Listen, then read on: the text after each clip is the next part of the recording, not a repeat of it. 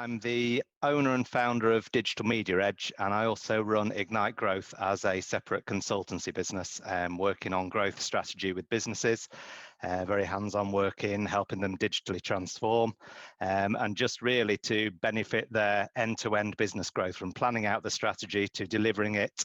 That's through driving the right traffic, through converting that traffic into leads in their database or their CRM, nurturing those leads, and then working on the sales process to ensure that they have a predictable conversion of these leads into customers and revenue for their business. So generally, I work on Ignite Growth strategically, and then DME is very much delivery. So we support clients, support businesses to actually execute their strategies and make sure that they achieve their revenue growth goals every 12 months. So we're very much based around what do you want to achieve revenue-wise in the next 12 months, and then breaking that down into how many customers you need, how many leads that translates into, what traffic we can drive to generate that number of leads. So today is very much focused on lead gen. So hopefully we've all gone through it the last 12 months. So this is very, very pertinent to most people, is to kickstart this growth again as quickly as possible.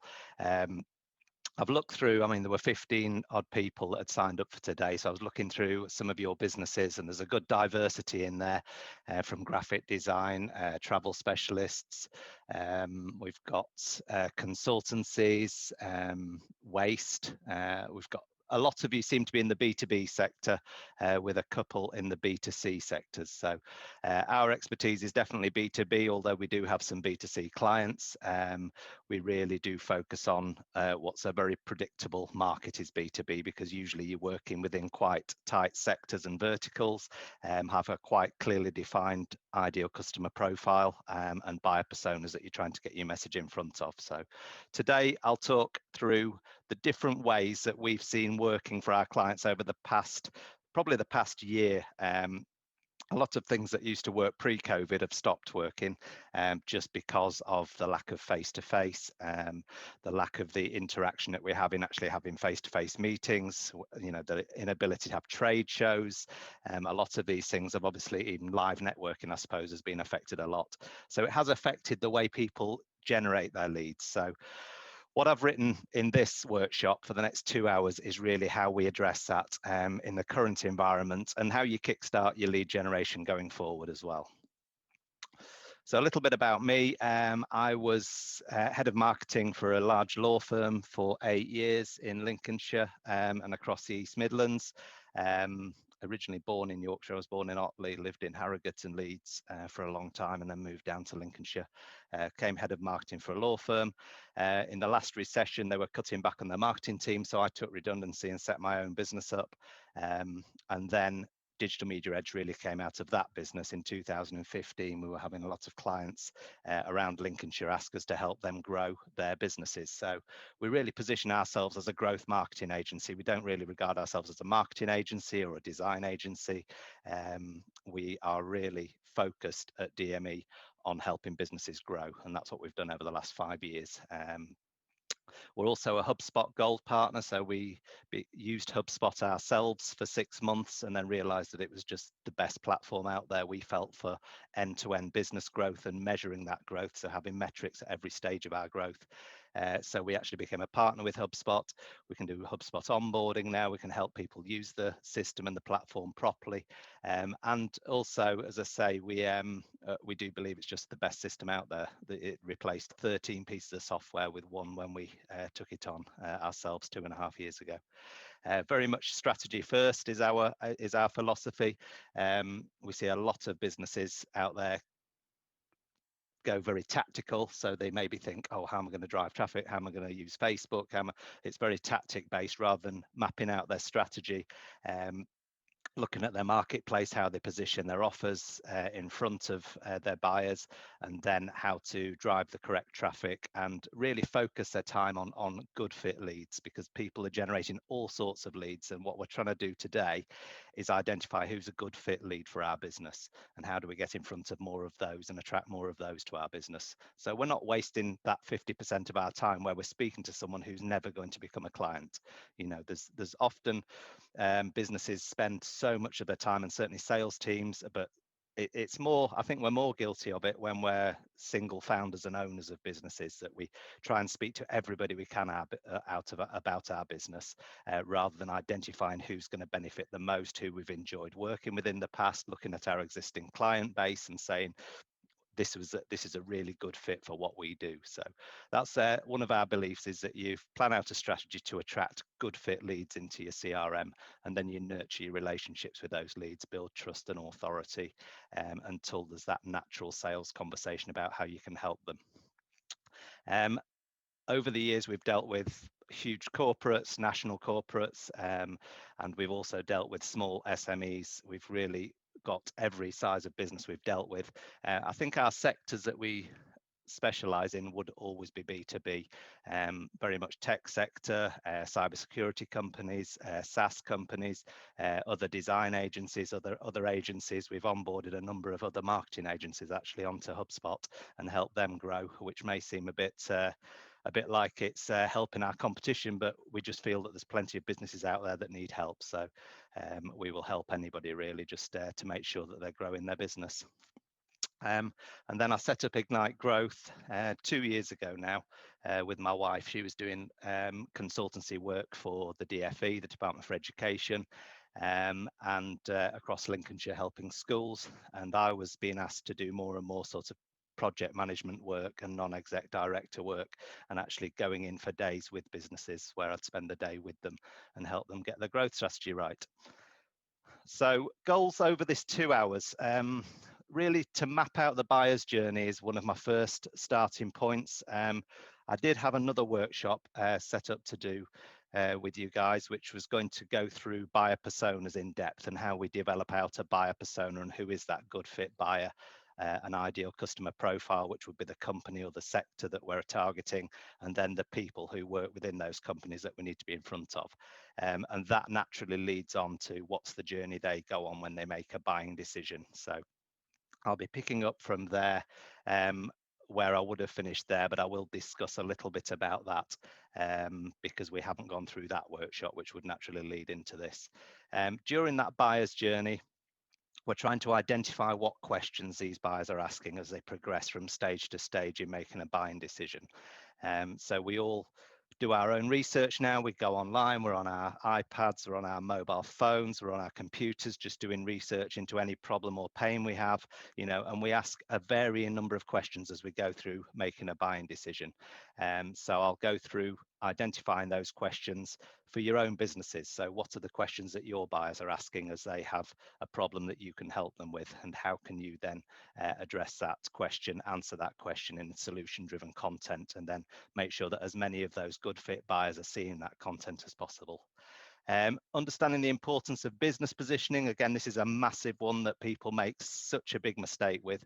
They try and position everything they do in front of everybody out there, rather than saying, I'm really good at this for this person. This is the person I can help, and this is the position, the business positioning that I'm going to take. So your business should be talking really to one buyer persona or one sector and saying how you can help them achieve one thing.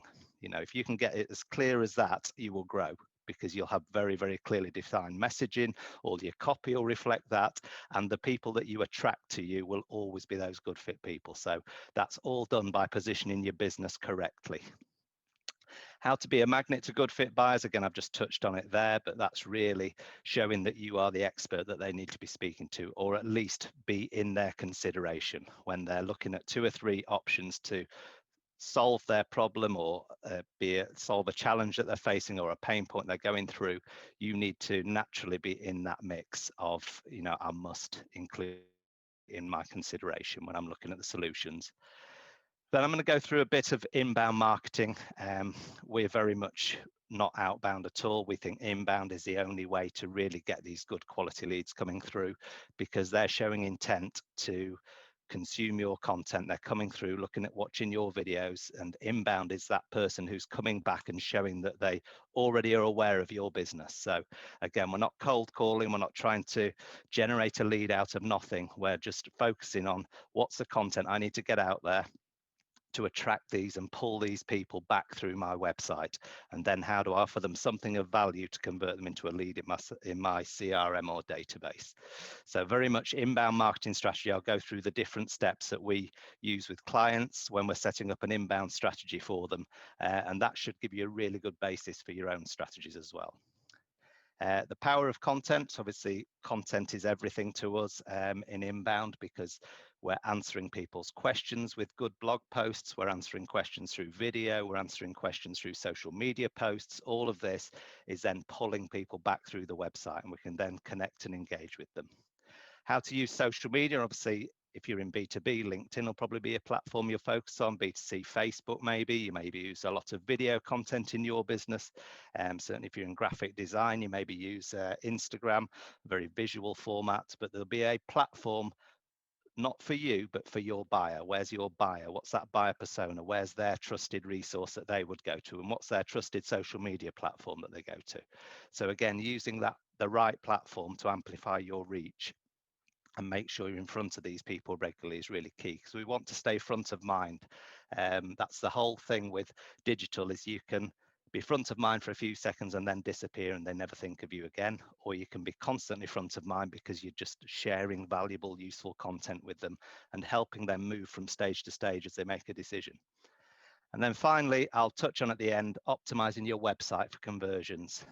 Again, it's the first thing we start with any client is we'll analyze their Google Analytics for what website traffic are they getting now, what have they already got coming through their website, and are they converting at a minimum of 2% of traffic every month into a lead in their CRM. So have that as your benchmark. Am I converting at 2%? You know, if you're getting 600 leads a month, is 2% of 600 visitors a month to your website, is 2% of that turning into a lead in your database? And most companies we'd speak to or we analyze, it'll be 0.1% if they're lucky. So again, have that as a benchmark in your mind. If you can get to that level reliably of conversion, I'll show you ways to do that, then everything else from there follows, doesn't it? Because if you can convert traffic into leads in your CRM, then you know you need X amount of leads to get so many customers. So maybe 1 in 4 leads turns into a customer. Then you've started to have figures to optimize your whole growth process. So does that make sense? Anyone put yes in chat so I know chat's working, because I have got it up here. Simon, that's a Y. That's nearly a yes, Simon. Yes. Please post messages here. Yeah. Okay, so you're all using chat. So any questions you've got as we go through, feel free just to post them up in chat. If I don't see them, Rachel will pick them up. And as I say, that's the best way, is to ask the questions as we go along. If it's a really important question that I think everyone's going to benefit from, then I'll probably bring you off mute and we'll talk it through. There is a Q&A session at the end as well. So if you don't want to ask it live, then we can ask it at the end. So let's move. So each of you, as I say, in chat, can you just type in, let's pick one of the questions to answer here, what your growth goals are. If you can type in chat what your growth goals are for the next 12 months. And I mean, some of you may be just setting your businesses up and you've got quite, but I want a figure here of actual revenue. Put in a revenue figure of what you want to be generating from your business revenue-wise by this time next year. So January 2022, what do you want to be generating from your business? Anybody? Is anybody going to put it in? Come on, Janie, you start the ball rolling. 50k, 50,000, 35k, good.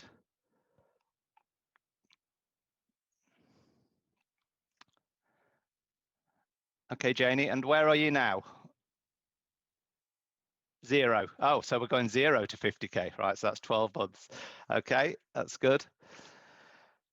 Ollie, grow from 3 sites to 4 or 5, generating 1.2 to 1.5 million. Excellent. So you've got 3 sites at the moment, have you, Ollie? Yeah. Where are they based? Are they all around? Let's see. Where's your details? So that's the Escapologist, is it? Yeah. And what are they? Are they bars? Are you Houdini? Do you hang people over a river and escape from chains? I don't know. 700k, Selby, Leeds and Wakefield, bars, restaurants and escape rooms. The escapology, like that, really nice, yeah, good idea. So you've got a venue in Selby, Leeds and Wakefield. Obviously at the moment, are they all closed at the moment? You've no way of operating those, I suppose, no. So we're looking really towards April time, May time, and things should be starting to get back to normal for you. And have you identified those other 2 sites, Ollie? Yeah, I've got 4 in a shortlist. One was supposed to be opening, taking the keys April this year, but obviously it's been delayed somewhat. So that's the Manchester site in Arndale. Manchester, yeah. Yeah, that's probably going to be August now, hopefully. Brill. Okay, fab. Anyone else? Kevin wants to be a billionaire. That's good. Is that a specific figure, Kevin? How many billion? Are you going to be the Trump? I'm just new to this sales, so I'm not setting any kind of goal yet. All right. Well, get a figure in your mind, mate. As I say, even if you don't want to say it out loud, I'd get yourself a solid turnover figure and write it somewhere. It'll just allow you then to reverse engineer what you need to generate, customers, clients wise. What's your business, Kevin? I sell refuse bins and waste services. Your waste. Are you based in York? Are you? North Yorkshire, really. Our head office is North Allerton. We have a base in Thirsk, York, Scarborough, Whitby, nice. Tancred, which is up near Catterick. So yeah, it's all North Yorkshire. So what's your business size at the moment? How many people have you got working for you? It's about 300. 300. Yeah, about 300 people. A lot of that's drivers and service delivery. And you're an area development manager, are you? Or yeah. Okay, cool. I was a driver. You just joined them? I've been there 3 years in September, so 2 and a bit. And what's your area then? I'm East Coast. East Coast. Yeah, but I'm based in York, so it's a bit difficult. So, and do they give you targets then? They must give you targets, do they? My monthly is 25. Yeah. And have they given you scope to become a billionaire then, Kevin? I don't think I'd be a billionaire even if I was an MD. So. So you have got a target anyway. You've got a figure and a financial figure in your mind that you need to hit. Yeah, I just want to hit target to get me a probation. Yeah. Well, get your target figure in mind, write that down, and then break that down in customers you need to generate. Yeah. Are they quite actively digital? Are they digitally active? What, your waste or my customers? Yeah, your waste is your business themselves. Are they quite good at lead generation, or do you generate your own leads? We've just got a CRM now that's not really fit for purpose, but it's supposed to be an e-sign, but we still have to go and get the direct debit because the e-sign doesn't work with the direct debit. So I don't know why. So we're a little bit. We're getting there. They're lurching into digital transformation bit by bit. It's a work in progress. All right, mate. Well, as I say, you've got some financial targets, which is good. Certainly, how do you generate leads at the moment then, Kevin? What would your approach to generating a new lead be? It's mainly it'll be cold calling or sort of campaign, leaflet campaign, followed up with a warm call, that sort of thing. So it's pretty broadcasty. It's sort of telling everyone about what you do and hoping a few people come back. Yeah, effectively. I wanted to be out walking the industrial estates, but unfortunately with COVID and that. No, that's exactly why. So you need other lead gen opportunities as well. That's going to bring inbound leads coming in as well as your old cold calling and outbound. So hopefully some of what I talk about today you'll be able to take back to the bosses as well, because I think this will help you. Really good lead gen to me is feeding the right leads to your sales team. So making sure you've got a criteria of what a good lead looks like for your sales team. And we generate those leads as marketers. So as a marketing side and the lead gen side, we generate those leads. But we have a very much a sales enablement role in marketing now as well. So we're not just generating the lead, handing it to sales, and then sales telling us that's a crap lead. You know, we're basically working with sales, and we have regular sales meetings where we talk things through with the sales team and say, right, what are you hearing on the front line? You know, what are the questions people are asking you? Can we produce content to answer that? And that's really the whole mentality for lead gen now has shifted an awful lot from marketing doing the lead gen and then sales picking the lead up to it being a revenue based across. These are our revenue goals for the year. This is what marketing's got to contribute to that revenue goal, and this is what sales should be contributing as well, as in converting those leads. And the better quality a lead is that you're giving to sales, you know that the conversion rate is just going to go up and up and up as well, because that person showed an interest, they've got a real need for what you do. And a lot of that pre-qualifying that we used to do just through questioning can be done through content as well. So again, what I'm going to share with you today will really help all of you. I'm sure if you're in B2B like Kevin is, talking to other businesses, but again, like Ollie was, that's a very much a B2C. You're marketing to consumers. You're trying to get people using the restaurants, the bars, the escape rooms. Again, all of these principles can be used across the board. I haven't really focused on B2B much in this.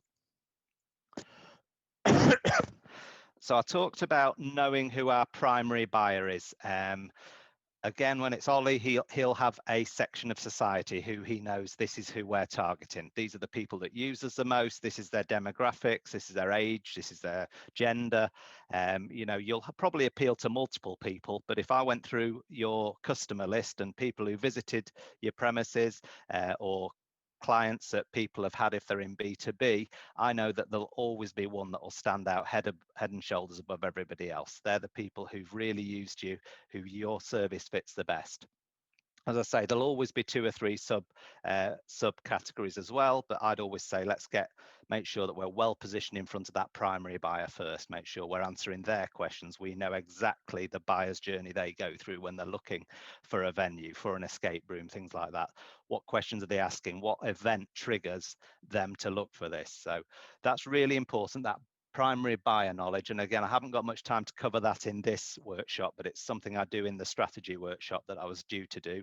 I do that in real detail because it isn't a one-off job. And a lot of people think, oh, well, I've got primary buyer, I've got buyer personas. People talk to me to death about buyer personas, but what they don't do is they do the work once and then they don't mature them. They don't interview their existing customers and say, you know, does that fit that buyer persona, or is our buyer persona now shifting? You know, you need to understand that person inside out. What social media they use, what do they post on, what content do they consume, what videos do they watch? You know, all of these things are really important that you have that understanding, so everything you're doing is telling your story but in the format that they want to consume it in. So again, mapping out their buyer's journey is the next step. We simplify the buyer's journey into 3 stages that we all go through when we make a buying decision. There's actually, I think I've got a book that I'm reading at the moment where there's 12 stages. He identifies lots of small stages. I like to keep it simple to start with to make sure that we're aligning how we market and sell with how a buyer actually buys our service or buys our product. So the first stage is very much an awareness stage. So think of the last time you bought a product. You went out there and there was something that triggered you to start doing some research. You know, it's either a pain, it's an opportunity, it's I need a new pair of running shoes, it's whatever.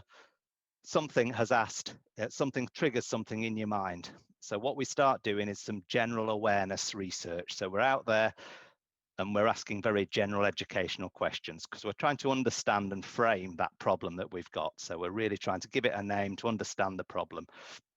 So I say the first stage that we all go through is this defining stage, asking general questions to understand the pain or challenge that's in front of us. So very much marketers don't market there very well at the moment, and companies generally don't market very well there, but it's a massive opportunity for all of you to start thinking, what are the general questions that people ask, or what's the things that they start to do in that general education research phase that I can position a video in front of them, or I can write a blog post about. And again, it's all question based. I'd say just go through all your questions and say, well, that's a pretty general question. That's quite a specific question. That's how we do it with a client.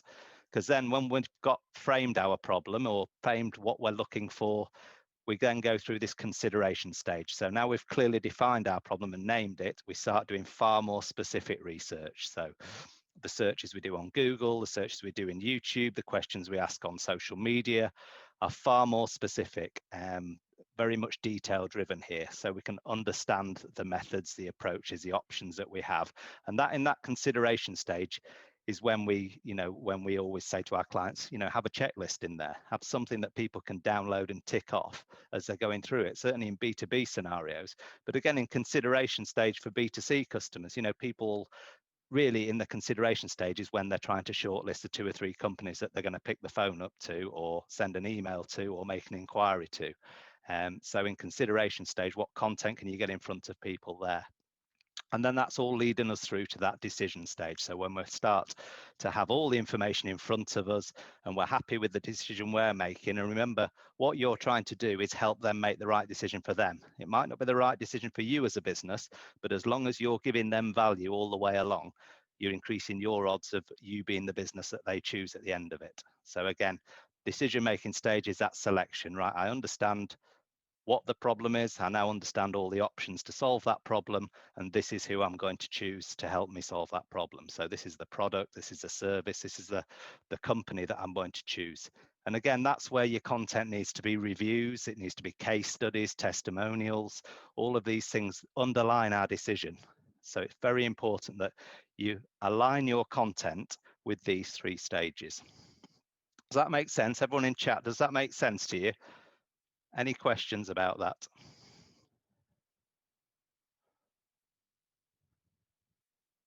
No, nothing coming up yet.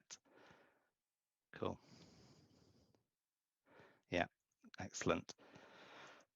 I'm going to go through how my wife bought her little Mini, because that's how we did it.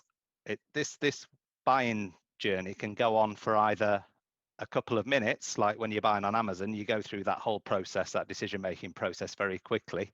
If you're buying a product, because you more or less know what you want, you're just going through reviews and you're sort of shortlisting, doing your consideration stage, and then going through. Something that's more expensive, we spend more time in that buyer's journey that we're on. So with my wife Jackie, when she bought her car, we went through this over 3.5, 4 months this took. So initially doing a search, we knew the car's coming to the end of its lease, we wanted a new car. So we started doing a few searches generally about cars. We were just looking for a small car to have as our second car for the family. Jackie was chatting to her friends on Facebook. She's talking to all the teacher friends about the cars they drive, what they like. I'm doing the man thing and going on YouTube and watching all of the car wow videos and becoming the expert on every little car I can find. And this went on for months. And then eventually we decided one Saturday, right, we'll go get a short list. We've done our consideration. We know what we're looking for. And we got a short list of 7 or 8 different car dealers around Lincoln. And off we went around all the car dealers, having the worst buying experience I've ever had in my life, to be honest. Car dealers are the worst. I don't know if any of you've been through it, but it was literally Renault Capture. No, we haven't got the new model in stock yet, so you couldn't go for a test drive. We went to VW for a T-Roc test drive. No, you couldn't have a T-Roc because Billy from bloody servicing's taking it to Center Parks with his family. It was literally garage after garage like that, and I'm just shaking my head. So eventually we got to the bottom of Lincoln, and there was Seat. I think it was Seat we went in last, and this scruffy guy in a really scruffy suit comes up, wouldn't even give us a brochure, just wanted our name, email address, and said, I'll email you a brochure. Wouldn't let us book a test drive there and then. So we walked out pretty despondent. And then we were going to McDonald's for a coffee opposite, and there's a mini garage behind. So my wife's loved her Mini when she was growing up. So she said, oh, let's go and have a look at Mini. And I thought, oh, it's not really in our budget, but we'll go in. Met this really nice chap called Nigel. He just said, look, we've got a 48-hour test drive. Why don't you take one for 2 days? If you like it, then we can talk price when you come back. So straight away, rather than sell to us, he just got Jackie to have it, and we both loved it. Had this little red Mini Cooper, absolutely loved it. And I went back on the internet, finding the best lease deals. Got it. I think it was about £220. I think I got it for from a lease company in Manchester. So I went back to Nigel, said, look, I want to stay local, Nigel, what can we do? And he came in about 280. I said, oh, no, I says, it's too much of a difference. So we worked through the options, worked our way down, and basically got it to 224 in the end. Stayed local, bought the car off him, and that was our whole buyer's journey. nearly all of it was online. Mini hadn't come up once in the search, so I did feedback to how crap their marketing was, because I said, you didn't come up once. It was pure serendipity that we were going for a coffee at McDonald's opposite you, the reason we walked through that showroom that day. So his lead gen was actually pretty poor, but what he did really well was the sales side.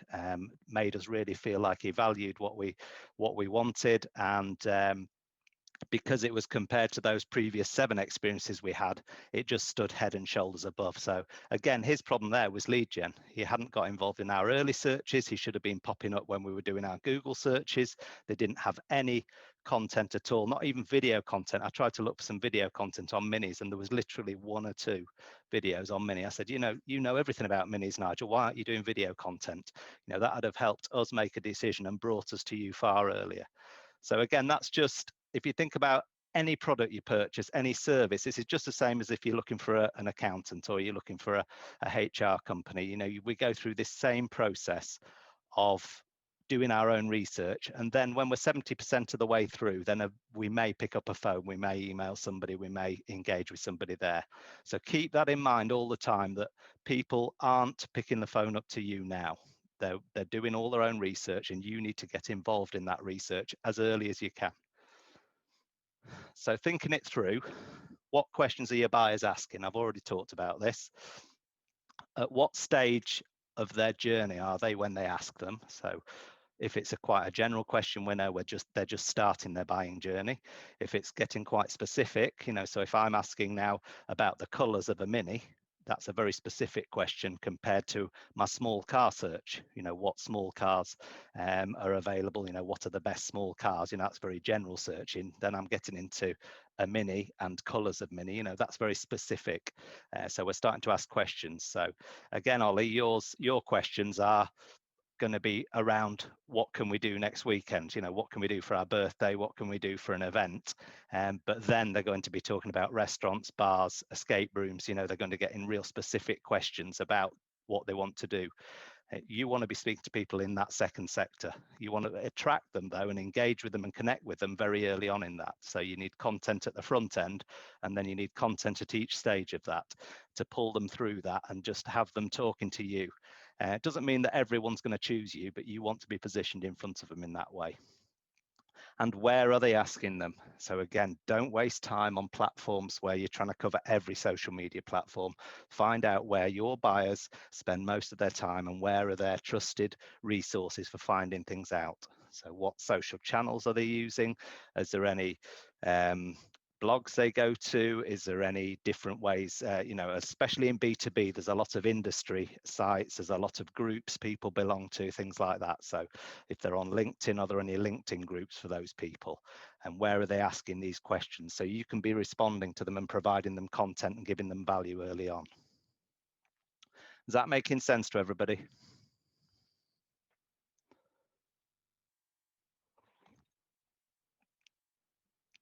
Yes. Does anyone do this at the moment in their business? Anyone of you have a buyer persona that you work on and you know where they are and what questions they're asking?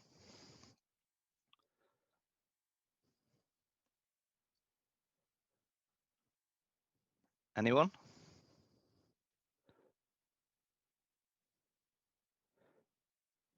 Okay.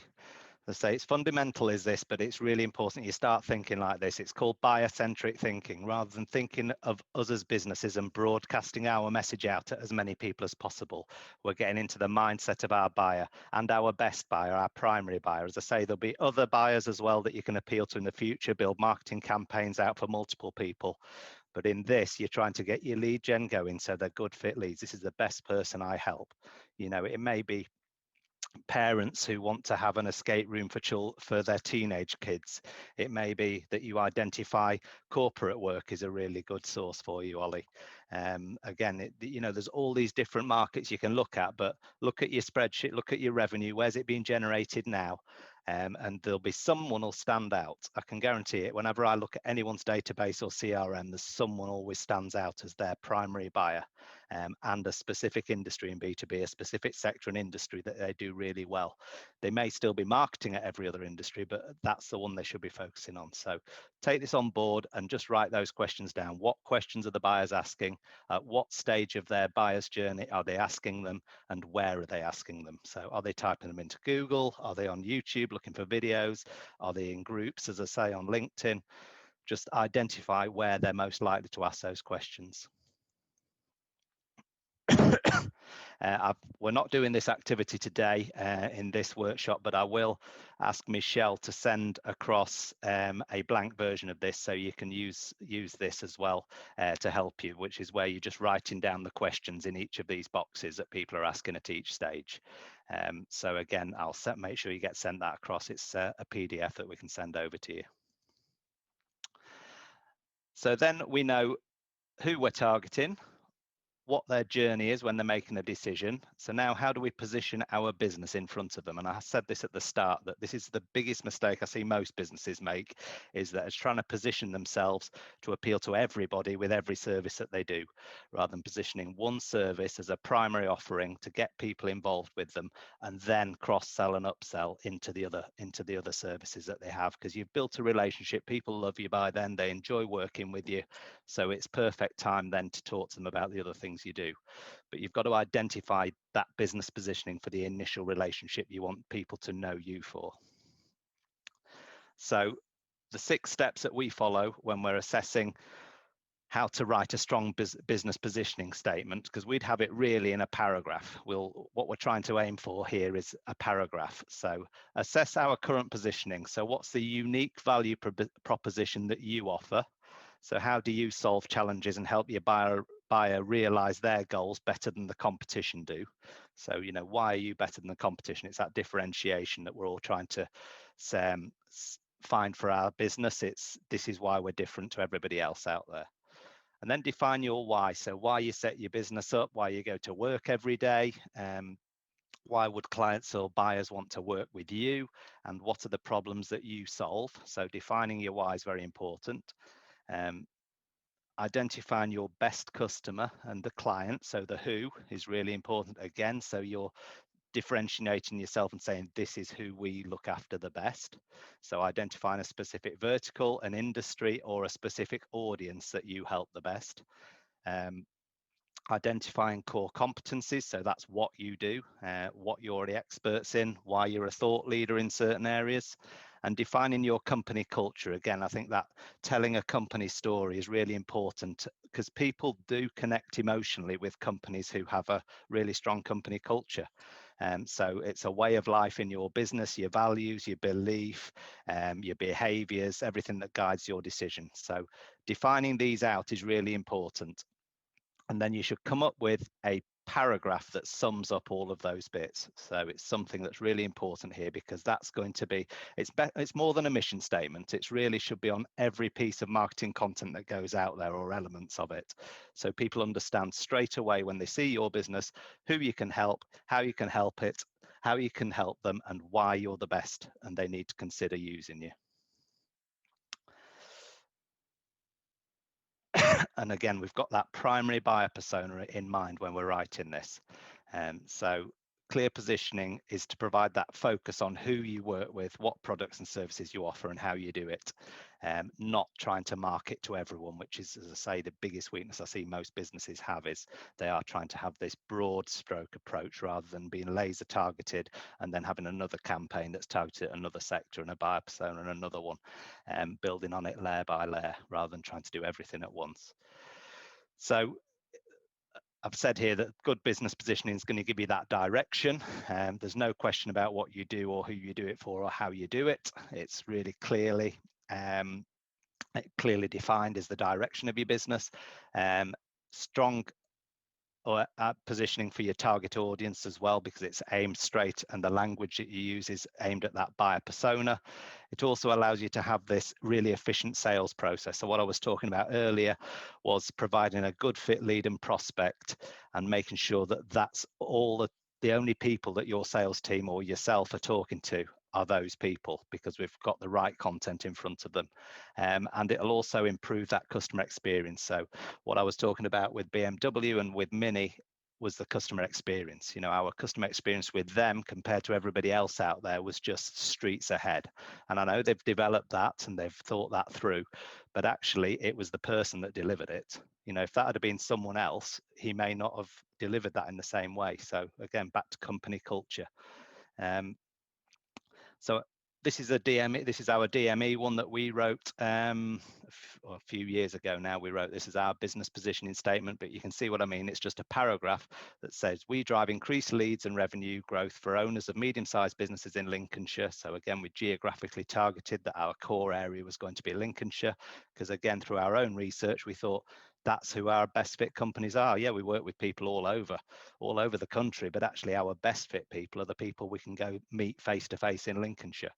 So planning, executing, optimizing a measurable digital marketing strategy and sales strategy, because we genuinely value their success and believe predictable lead and revenue growth is pivotal to overcoming challenges and achieving your business growth goals. So that was sort of our business positioning statement. You know, anyone who reads that doesn't have any doubt about who we look after, how we look after them, and why we believe we're the best to do it. So does that make sense?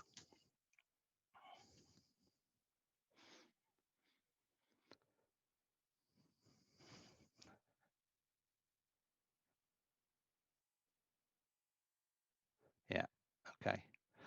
What was that you were saying, Ollie? Can you just come off mute and explain about your multiple team building and birthdays? Is that your targeting?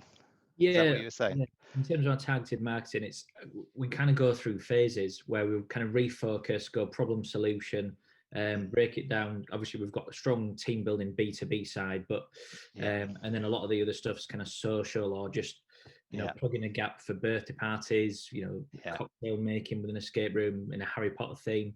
It's very easy to fall into a really vague, oh, this is what we do, and it's not focused to the customer.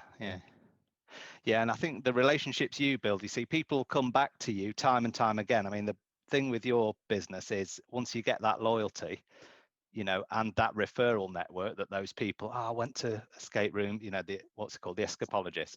Yeah, I went to the escapologist, what great time we had. You want that story being told, and you want to enable them to tell that story to all their friends, don't you? So, if you focus on being really good at a few of those sectors, you'll get more of that end referral than you would if you're trying to be really broad, because someone who went on a Harry Potter day isn't going to recommend it for a team building to his boss at work, is he? So you see what I mean? By positioning yourself a lot clearer in people's minds about what they get, but your experience itself will position it for you as well. So no, absolutely. But I would still say if you look through your revenue that's generated, you'll have a standout. This is where we generate our best revenue.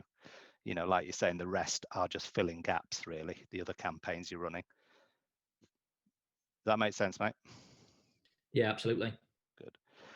So again, clear business positioning doesn't mean we don't offer other services to other people down the line, but my view is very much get yourself a core offering that's your primary offer, and then build out to other offers that you cross-sell and upsell over time.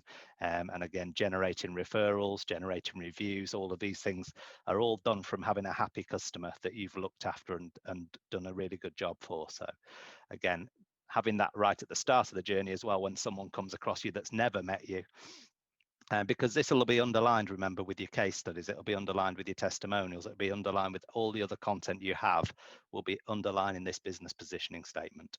So whenever that primary buyer persona you're targeting comes in contact with your business, straight away, your streets ahead of everybody else, because you're talking their language. You seem to already understand what they're thinking, what their pain points are. So they want to talk to you, they want to reach out to you, or they want to consume your content. So they want to watch your videos and download your blog posts and download your guides and your checklists that you're offering them. And that really is what it sums up as being a magnet, not a megaphone. And again, Kevin's approach is still a megaphone approach. We'll go out there, we'll share as many leaflets as we can with people, we'll talk at people, and hopefully some people come back with us and engage with us as a business. The problem with that approach now is it's getting more and more expensive. One, for Kevin's time to walk around an industrial estate giving these leaflets out, it's not trackable or measurable. So you don't know who's read your leaflet and who hasn't, who's come back to you, and who hasn't. So it becomes really resource intensive and very expensive to do and it's very interrupting. You're interrupting me doing something else by trying to get your message in front of me. And it's why ads aren't working as well. It's why everything's going down, because we can cut that out far more effectively. You know, I can have filters on my email to cut out sales messages. I can cut out nearly every sales message if I really want to. So the only way to get my attention is to share relevant, valuable content with me. And that's what you're doing on the magnet side. You're educating your audience, you're becoming a teacher, you're sharing interesting, valuable content, and you're helping them make the right decision for them. You know, remember again with Nigel, he wanted me to get to having the Mini, but he didn't want me to necessarily spend money on extras we didn't need. So he went through the process until we got the right price. So engaging and interacting our audience is really important there, because if we have poor engagement and interaction with our audience, it is constantly this push mentality. And that just, the only way to get that mentality is to spend more money and spend more of your time doing it. So again, just think in your mind, are we being a magnet, attracting people and pulling people in, or are we being a megaphone where we're just talking about us, which is pretty boring, and on social media, people will just unfollow you if all you do is talk about you. And I see it on LinkedIn all the time. I don't know if any of you are on LinkedIn see it when people connect with you and all they do is talk about themselves. You know, how quick a cutoff do you have then? You know, they've blown everything. I won't be speaking to them in the future. Whereas if they talk about me, they generally engage with some of my posts, they'll like and comment on some of my posts, and then they connect with me, and then we have a conversation about general business. Then I start talking to them. You know, we open up and we start engaging. So again, that's a push mentality being used on social media versus a pull mentality where you're engaging with people and interacting with them. Same on Facebook, exactly the same for you, Ollie, with a Facebook audience. You know, if you engage with them and you encourage them to interact with you as a brand, rather than just pushing a book your next table with us, book your next escape room, book, you know, it'll pretty soon wear thin. So creating valuable content is key to that, because we're winning their trust, we're building our authority as a thought leader. You know, we understand the problems you're going through, we can help you. That mentality is really important. And we're also earning permission. People will accept that you will market to them. You're a business at the end of the day, so there's going to be some stage where there's going to be some sort of conversation. But you're earning that permission. You know, you're sharing value first, you're leading with value rather than leading with a sales message. And that really is where inbound marketing comes in. That's why that inbound approach is very much based around sharing that valuable content to drive the right traffic and also the right leads. So that lead generation is very, very focused on that buyer persona. So the definition that HubSpot give of inbound is that it's about attracting customers through relevant, helpful content, adding value at every stage of the buyer's journey. Potential customers find you through channels such as blogs, search engines, social media, and then we use marketing automation, conversational marketing, chatbots, emails to nurture evolving relationships with those customers with those leads until they become customers. So that's very much that inbound mentality of pulling them in through our environment, and we're only engaging with those people who are expressing an interest. Now that's the power to me. With my sales hat on, I think that person's read 3 of my blog posts, he's downloaded this guide, he's watched 3 of my videos. You know, he already knows about us. There's a bit of trust there, a bit of authority. We've shared lots of valuable content. He is not going to mind now if I pick up the phone to him and say, I see you're looking at inbound marketing, for instance. You've downloaded our guide to inbound marketing, setting up a campaign. You know, do you need any help with that? You know, and that's a very natural conversation that started. So the methodology that we follow is very much attract, convert, close, and delight. So at each stage, we're turning a stranger into a visitor to the website. So all of our content here is aimed at that pre-awareness stage to pull them in to becoming a visitor to our website. So that'll be a blog, that'll be keywords that we've optimized on social media and on Google, so that people, when they search for a certain question, a certain query or a keyword phrase, our content pops up in front of them. That then attracts them to the website. They click on the link, they read the content. During that blog post, they'll also be offered a conversion offer. So by the way, if you're enjoying this, download this guide that we've produced for you. So again, that's converting a visitor into a lead. So forms, calls to action, and landing pages. So nearly all of our traffic, we're trying to drive to a relevant landing page. We're not trying to drive everybody to our home page, because, and then say, right, now find your own way around. You'll see everybody who goes to a blog goes to a separate blog post that they're reading. Within that blog, there'll be calls to action, there'll be forms popping up that offer them other bits of valuable content. Again, not to sell to them at this stage, that's really important. You're just adding to that journey. They've expressed an interest in a certain topic. You're now going to expand on that interest, teach and share and educate. And we do that through landing pages, calls to action and forms. They're now a lead in our CRM. So we now need to nurture relationships with that leads and keep that relationship going. Make sure we're front of mind, like I said before. So that can be done through email really effectively. We have automated emails going out. Depending on what action they take within an email, it may trigger another workflow. So a lot of this is automated, but we're always lead scoring people as well as they go through the system. So as a lead engages with content, watches videos for a certain period of time, downloads a checklist, downloads a guide, what reads more of our blog posts, they're being given a higher and higher score because they're becoming a more and more good fit lead. At that stage is when we hand them over to the sales team to convert them into a customer. That's now because we've said, right, they've met our criteria as a marketing qualified lead. We now hand it to sales as a sales opportunity. So they're really being given really good leads at every stage. And then they should be turned into customers. And then the key thing there is we delight them. Once they're a customer, we delight them. We find those extra little things, Ollie, that you do when they come to your premises to really delight them. So they're out there as a promoter of your business. And that really is where your reviews are generated. That's where case studies can come from. That's where testimonials, and we'd say focus on video testimonials. There's nothing better than someone stood in front of a camera gushing about what their experience with you as a business. And we'd always say use video, don't use written anymore, because anybody can write a written review or a testimonial. And we're turning them into a promoter. We're saying, now you're a customer of ours, we really value your being a customer of ours, and make a real thing of them here. Don't think the job finishes once you've turned them into a customer, because to me, that's where the easy revenue is generated. Cross-sell, upsells, other services you have is where your extra revenue gets you to those goals. Does that make sense? Who's that? Elena? It's a long sentence. Is that your business positioning?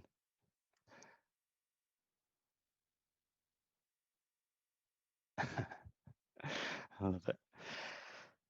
So that's the methodology. And again, we'll send a copy of these slides across to you. I've saved them all as a PDF. So don't, while you're all making notes and you'll go away with things today, re-go through the slides. I'm gonna, at the end, I'll share with you a 6-video masterclass that I've produced or we've done as DME.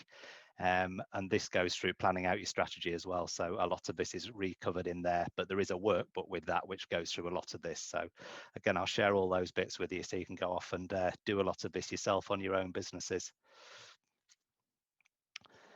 So content, brilliant book I'm going to recommend to you all to get is They Ask You Answer by Marcus Sheridan. I've probably read this about 10 times now. It's a fantastic book. And his whole methodology is inbound and why content's the best sales tool in the world. And it really covers what we've talked about so far in here. It answers people's questions. It builds authority. It shows thought leadership. It really gets that trust element that we can't get by not having face-to-face on digital. We have to build our trust in different ways, and that's what content does for you. But he also shows you how content can be used to pre-qualify people. So he basically, his backstory was he ran a swimming pool company in America. They were selling about $60,000 pools was their average price. And they built up a whole inbound strategy, creating every blog post on anything you could want to ask about swimming pools, you know, versus content. So it was this versus this type of pool. So I think it was concrete pools versus fiberglass pools. And he did all this content, and then he put metrics on it and measured how many leads came through each of these pieces of content.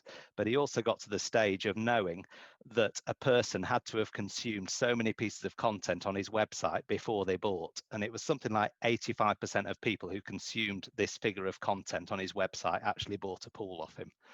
And so he broke down everything by, yes, having great content, but also measuring what people were interested in and producing more of that content. So he thought, people are reading this and like this, I'm going to produce more of this. And then over a year, 2 years, he built this. It's an unstoppable resource. And he worked out one blog post had brought in $3 million of business.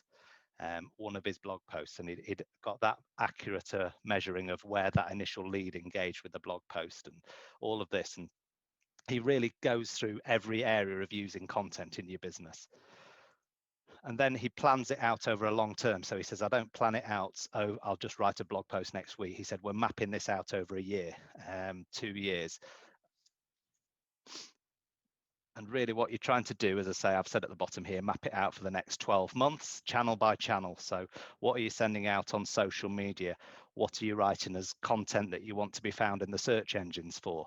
You know, some of that you can pay to be found for before it actually organically ranks for. So a lot of this really is back to understanding your buyer personas, those questions they're asking, and driving a positive action of consuming your content, visiting your website, becoming a lead. That's the really key thing you're always trying to get with your content. So it's got to be valuable. So you've got all sorts of things like newsletters, guest blogging, all sorts of things you can do in the future. But I'd say just get that initial content sorted out and map it out for the next 12 months. And then what channel are you going to share it on? And then set up a posting schedule for yourself on social media. Some of it you can post live, some of it you can automate some of your posting. There's tools out there like Hootsuite. HubSpot have all their own social media tools built into them as well for posting on LinkedIn, Twitter, Facebook. So again, just map it out. Some of it has to be live because you want to be seen to be engaging with your audience. Don't have it all automated and look like a robot. But map out this long-term content strategy and then align it with that buyer's journey. So think, right, we're going to share out some general content here. We're going to share out more specific content here. We're going to share out some of our testimonials and our case studies down here. Some of the reviews you left can be shared as well. So always focusing on that insights to teach and educate people though. So thinking back to the buyer's journey, we've got consideration and decision stages. And in the book, Marcus says there's 5 things that people and buyers ask the most regularly. The first one is, how much is it going to cost? You know, so he says, if your content isn't addressing that, and if your website isn't addressing that, and if you're shy and your competition are talking about pricing, but you're not, he says you will suffer. And it's really true. The people who are more transparent online about their pricing and costing are the people who you want to do business with, because you think they've nothing to hide, they're very upfront with it, you know. And I think that the thing I hear from most clients is, oh, well, I don't want my competitors to know what we charge. And I think, well, if I'm a decent business owner, I can find out what you charge pretty quickly. You know, it's a pretty poor excuse to not tell everybody else out there who could be a potential customer of yours how much you cost, versus worrying about your competition, because to me that's just negative marketing. You're just worried more about your competition than actually doing a good job yourself for your own buyers. Talking about problems, again, problems, issues, anything that people need to keep in mind when they're going through their buyer's journey. So some of the problem things are more searched on Google than anything. You know, I think things like problems with outbound marketing or problems with, you know, we always type in the problem before we type in the positive. I think it's human nature just to search for a problem.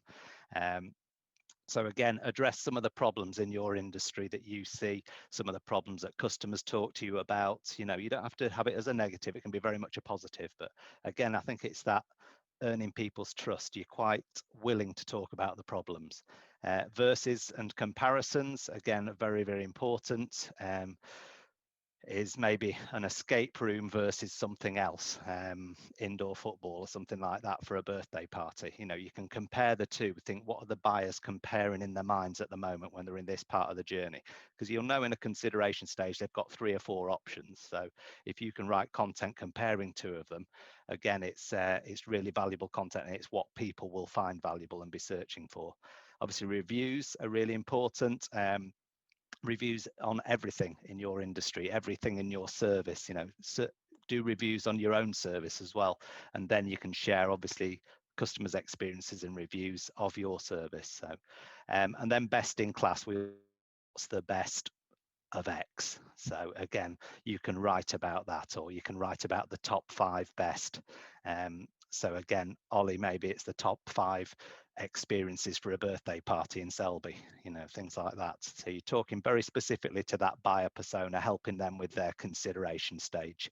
And again, the more we can not position our own business as one, the better. You know, the more we're open and transparent. Yeah, it may be that you are one of the top, so you put yourself in there.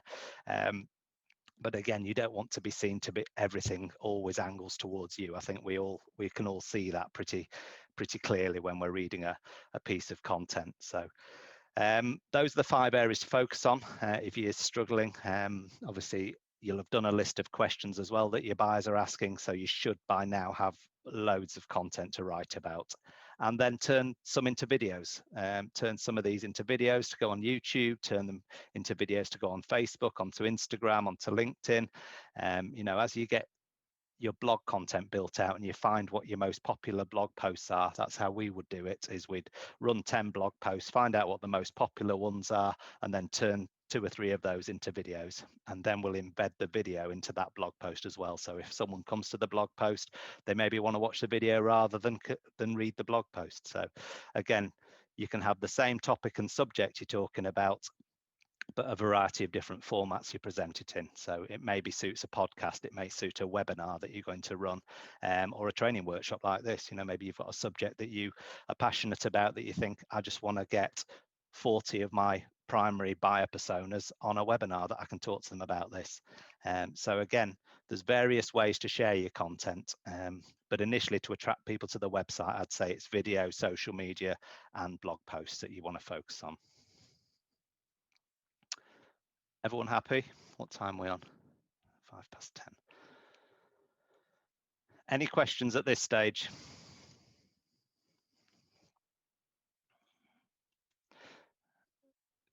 Can you just say yes, blog in chat if you use a blog at the moment in any way in your business? On your website, do you have a blog? Do you know what a blog is?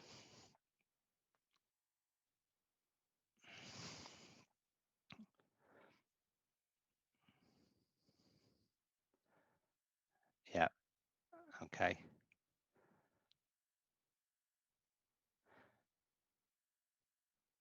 Yeah, I'll give you a tip as well. When you set your keywords up, think of all these questions people are asking you. So do the list of questions first, then split it into the different stages of the buyer's journey, and then put a keyword phrase next to it. So I always think about three words in the keyword phrase are easier to rank for in Google. You know, if you start going too tight, then you'll start to struggle to rank because there's so much competition. So go 3 or 4 word keyword phrases, and then put that next to the title of that blog post, so you know that's what I'm trying to rank for.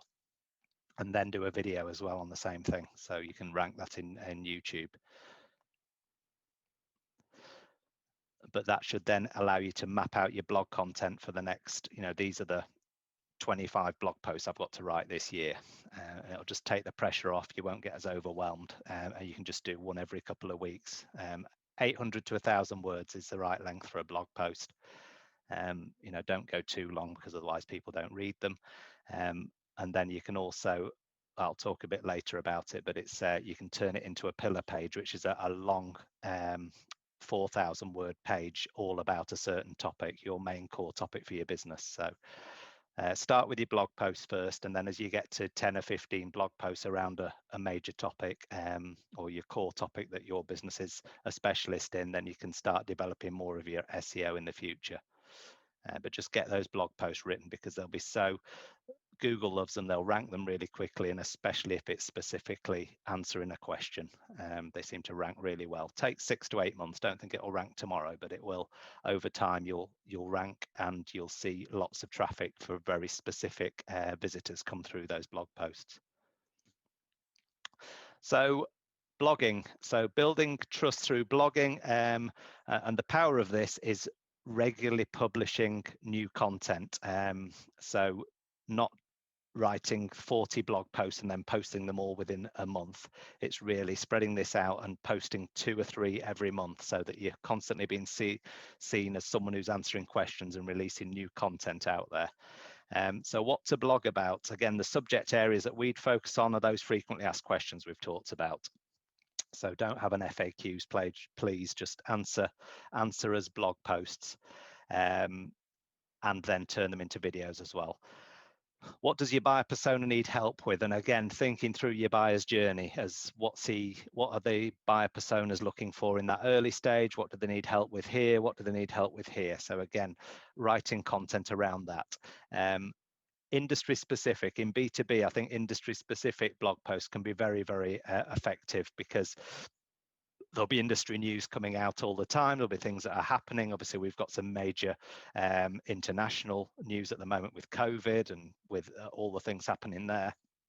But there'll also be things happening very specific to your industry. And if you follow your industry closely on Twitter, on LinkedIn, you'll be getting lots of news stories come out. So again, you writing a blog post about something that's very relevant can be seen as thought leadership. It can also be shared by other people within the industry. It can be picked up by journalists. So from a PR point of view, you can suddenly be getting interviewed by a journalist in an industry magazine. So all of these things are really important, that you're sort of tapping into blog posts in that way as well. And then what are other industry bloggers, social media and competitors talking about? So monitor your top 5 competitors, either locally around Yorkshire, or nationally. If you feel you've got national competitors, then monitor them. What are they talking about? What's their social media posts about? It'll also fill you with confidence, because they'll be pretty crap, most of them, I'd have thought. That's what I tend to find when we monitor the competition. We think, oh, it's a bit boring, a bit bland, this. So again, just get yourself in that mindset. If you're in B2B, certainly, of the industry, but again, you know, for Ollie, people who are B2C, think about, you know, your sector of the general public. You know, what are they going through? What are the things that are affecting their lives on a daily basis? And don't be afraid to talk about those, because that will engage that person, get them coming back through your website and showing interest. So again, use a blog in that way. Don't just use it as a talk about the latest award you've won, which again is what we see a lot of people use their blogs for. Oh, we won this award, rah, rah, us. You know, it's just boring. No one cares. So just go for the things that people do care about. And those are the questions that they're asking as they go through their own buyer's journey.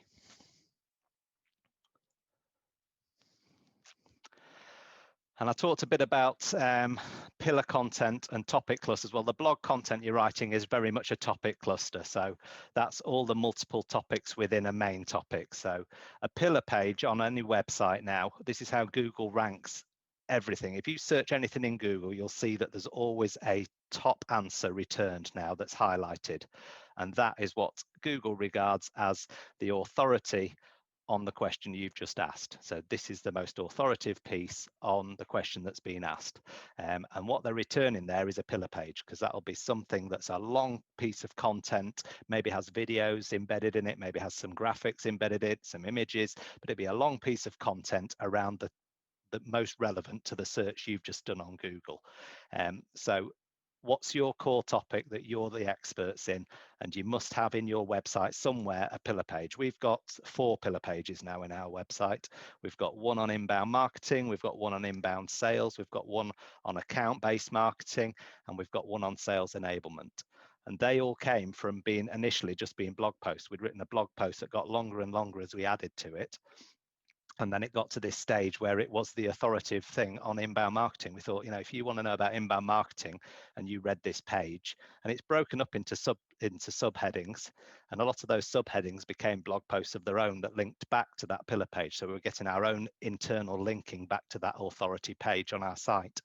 So think of it like that. Think of your main core topic as your pillar page. This is what we want to be known for. This is our core topic, our expertise.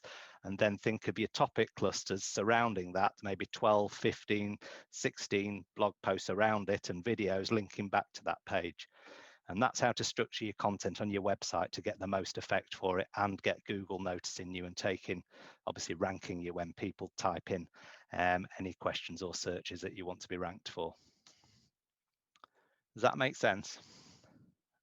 And this last line's important here. Remember that search engines aren't your customers, humans are. So make sure when you write content, it's not just being written to optimize for search engine ranking, because Google's too clever for that anyway. So let's just write it and make sure that people who read it get lots of value from it.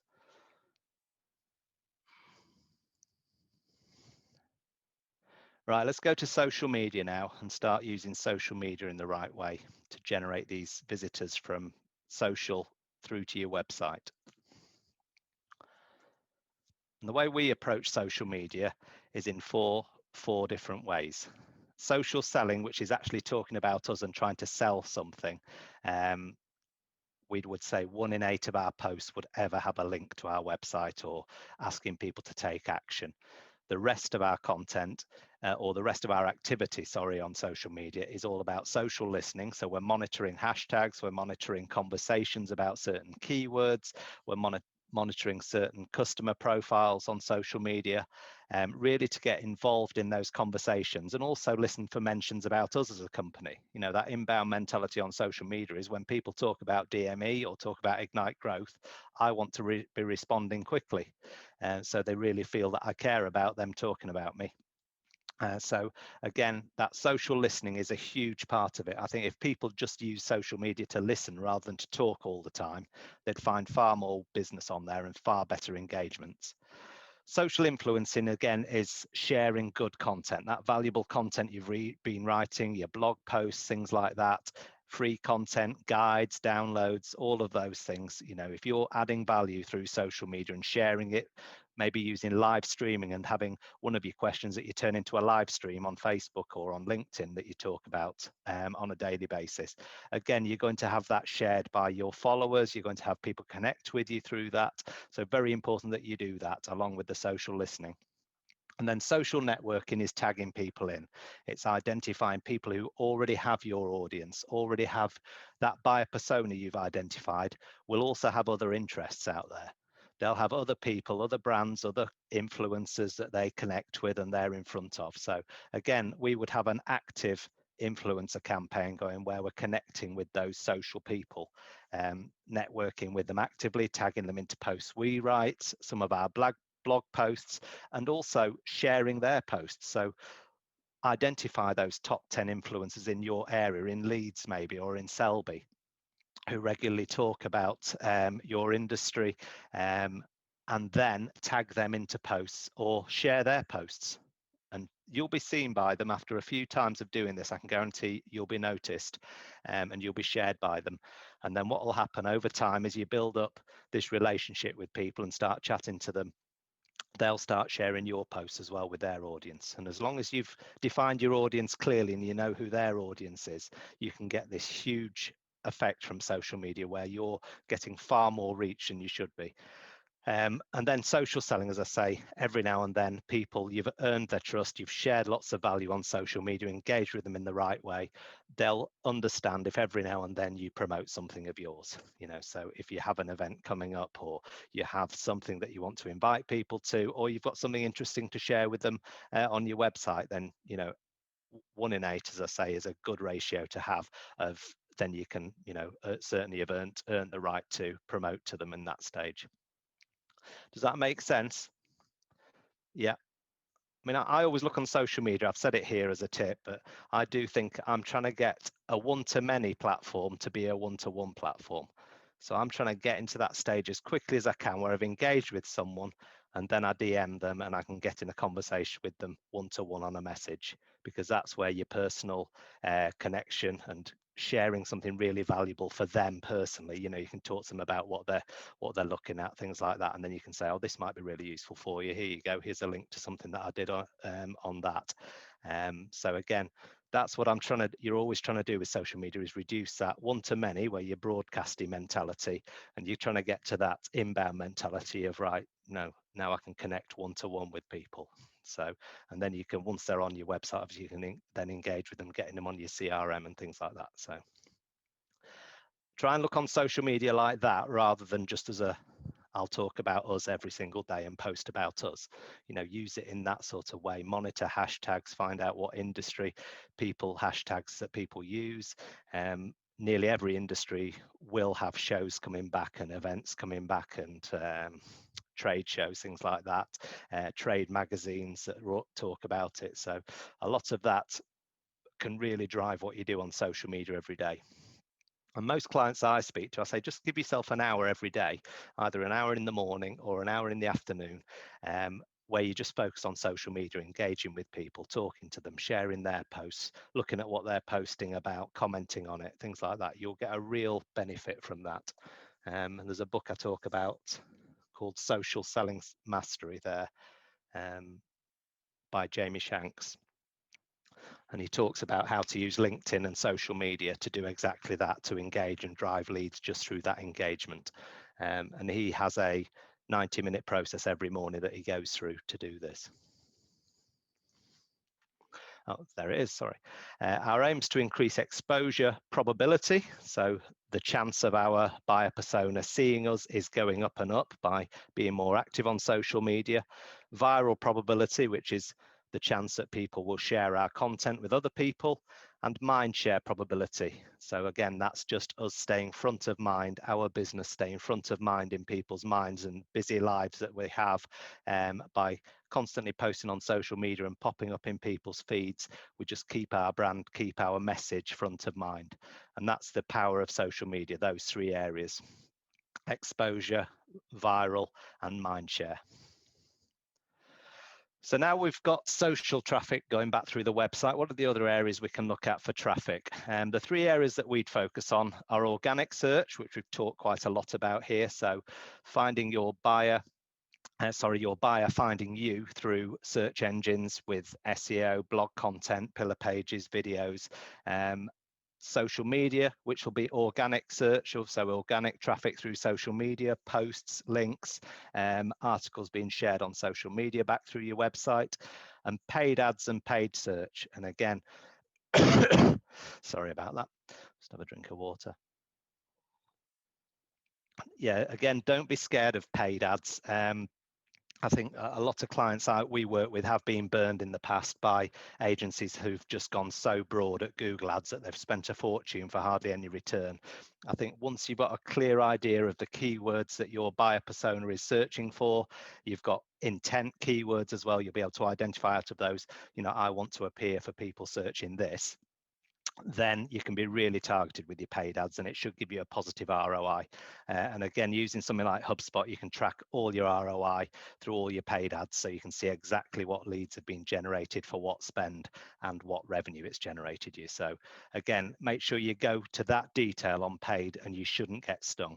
LinkedIn ads, again, are massive because they're so targeted at people in certain positions in certain companies. So again, if you've identified your ideal customer profile as being in this industry, you can target them. If you know that it's an operations manager you need to be in front of, an FD, it's the owner or the founder of a business you need to be in front of in a certain industry, you can target them. And again, you can also remarket to them. So if it's people who visited your website, you set a pixel up there, build out a custom audience in LinkedIn, Facebook, Twitter, YouTube. Build out your custom audiences for everybody who's already aware of your brand because they've engaged with your website in some way. For 6 months after that, you can then remarket to them across social media. And again, just as remarketing, I think if you just ran remarketing ads on LinkedIn, targeting owners and founders of certain size companies, if all it was people you'd already had engaged with either your posts on LinkedIn or had visited your website, and you just marketed to that audience, you'd have a 25-30% increase in your leads. So it's just being really, really specific with your spend on that and measuring it. I keep going back to measuring, but it's something I cover in detail in one of my workshops in how you set up metrics for every step of this. So there's nothing left to guesswork. There shouldn't be anything that you don't know. If I spend X, I get this back, you know, and that's what we're looking to get to with our lead gen. You know, and it really is that easy on digital. Well, not easy, I shouldn't say easy because it isn't easy, but if you can measure everything and the outcome of this spend, then you can optimize it. You know, if you have built the right system at the heart of your business, you should be measuring all of this and know that every activity generates X amount of leads and gets this amount of revenue from it. So again, don't be scared of paid ads, but just be careful with it. Get your organic working first. Once your organic's driving traffic and you can start to get some real data on what keywords and what people are searching to that actually turns into business for you, then you can start investing in paid ads, and really that's where you scale up and accelerate every month. So as I say, don't be scared of it, but also don't just fall for the old lines from some ad agency that's trying to sell you some Google AdWords. Because I had a company who did video, and they were doing corporate video, and there was an ad agency they were working with who would just kept bragging how much traffic they were getting from the term music video. And I says, music video? I says, but how many customers have you got from music video? And he says, oh, none, but look how much traffic I'm getting. Says, doesn't matter at all. I says, that's a waste of money. And he was getting loads of traffic from it, but no customers. We set up metrics to measure it, and he absolutely got no leads and no customers from it. But all the ad agency kept going on about was how much traffic he was getting from this one keyword. So be very careful on that, because it can be just what we call vanity metrics, that you're getting loads of traffic, but it's actually converting into no revenue or business. So again, don't fall into that trap. But those are your areas really for increasing your website traffic: organic search, social media, and paid ads. And don't forget remarketing and custom audiences. And then when that traffic's coming through, we need to make sure, I said at the start here, I've put it in here, 2% of that traffic's converting into a lead in our CRM. So that's your benchmark. I'm going to set all of you. Make sure that whatever traffic you're driving through your website is converting at that level. I mean, we've had clients get up to 3-5%. So it is achievable, but you must make sure that you're really careful on where every single person goes to. And as I say, not everyone should go to your homepage. That's lesson number one, is make sure they're going to a relevant landing page for what their search has been, rather than just sending them to your homepage and hoping they find in the navigation what they're looking for. So let's look at how we conversion optimize our website to make sure that traffic is turned into a reliable source of leads for us. And the way we always do it is through a conversion or a content offer. Now, conversion offers are exactly that. Their whole reason of being is to offer value to someone, to convert them from a visitor into a lead in our database. So there's no other reason for that offer to be there other than to give them value. So don't just put some generic guide up that you hope is going to hit the mark. Remember, you've done all that research into keywords, you know, the questions people are asking. So build a bloody guide out of it. Build videos out of it. You know, you've got all this content now. You know what the pain points are for these buyers who come to your website. So offer them something valuable here. And often people, and what we've done very successfully with ours, is we've turned our pillar pages of 6,000 or 4,000 words into a guide, because someone might download a guide that wouldn't read all that page, because we're not expecting everybody who lands on a pillar page to read 4,000 words. They just don't. But within the first few paragraphs, one of these will pop up. So there's ours here, actually. This slides up from the bottom corner. Download the ultimate guide to inbound marketing. So again, we've produced a guide, and we've now turning this into videos as well, because we're going to split test whether people want a written guide or they'd rather have videos to watch. So again, you can do this as a video series, you can do it as a checklist, you can do it as an infographic.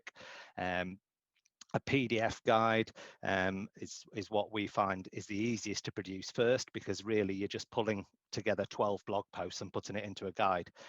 So each of the blog posts becomes a chapter in your guide. Bang, off you go.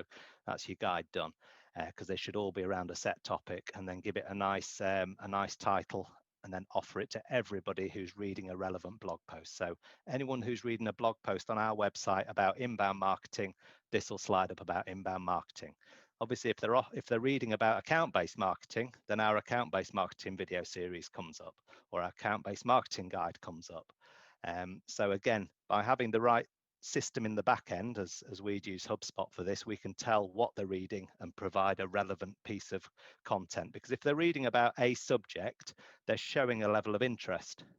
Now, that level of interest, it's your job then to offer them more information about what they're reading about. You know, if I'm reading a blog post on what is inbound marketing, then I need to know some more now. So I'm perfectly positioned now for that guide. So every blog post you have must have a call to action in it, and it should be to offer value. It shouldn't be buy our service. It should be, by the way, if this is interesting to you, you're probably going to find this interesting as well.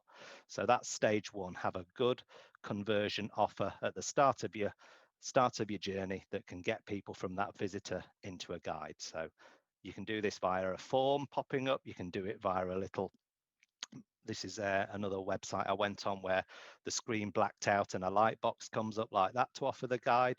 I like these where they slide up from the bottom left corner, because on mobile they're less intrusive. You can shut them down. I think that becomes quite intrusive when you're on mobile, trying to find that little cross to tap it with your finger to shut it. So again, think of your user experience of how you deliver these as well, and set them on specific landing pages as well. So you'll have a landing page you can send traffic direct from social media to that guide as well. So yes, one of your calls to action popping up like this can capture someone's data and turn them into a lead, but you'll also have a landing page for your guide. So every day you can share it through social media, or if you're chatting to someone on social media and they're saying, oh yeah, I'm quite interested in inbound marketing, I'll say, oh, well, let's send this guide across I've written. You know, it's just, again, helping them. So again, planning out birthday parties, there's loads of things you can write about. I'm sure if you think about waste, Kevin, you know, there's loads of things you know about waste that business owners need to know. So again, just start thinking it through. And waste, the biggest thing for waste, I think, because we're working with another client in the waste industry as well at the moment, is recycling and green. It's that everyone wants to be green, or everyone wants to be socially responsible. So, you know, taking that tone of voice can really help you. So, you know, because people want to buy into that, they want to get involved in that sort of advice, and you helping them and holding their hand through that is going to be really appreciated. So, again, think this through. As I say, it's only 2 hours today, so I'm just trying to give you some things to think through yourselves. Does that make sense? Anyone offer a guide at the moment?